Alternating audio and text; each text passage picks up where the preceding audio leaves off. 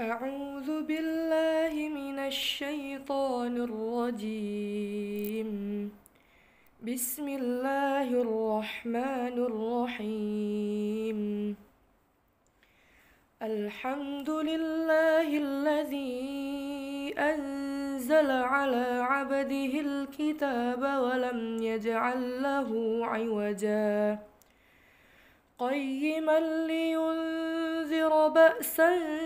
شديدا من لدنه ويبشر المؤمنين الذين يعملون الصالحات أن لهم أجرا حسنا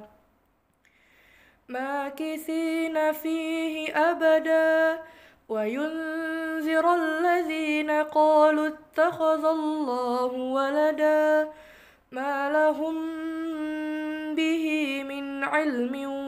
ولا لآبائهم كبرت كلمة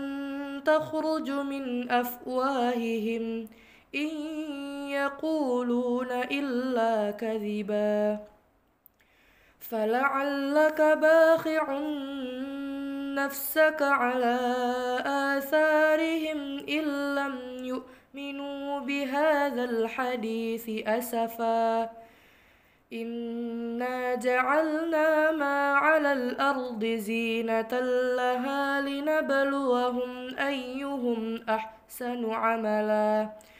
وإنا لجاعلون ما عليها صعيدا جرزا أم حسبت أن أصحاب الكهف والرقيم كانوا من آياتنا عجبا إذ أوى الفتية إلى الكهف فقالوا ربنا آتنا من لدنك رحمة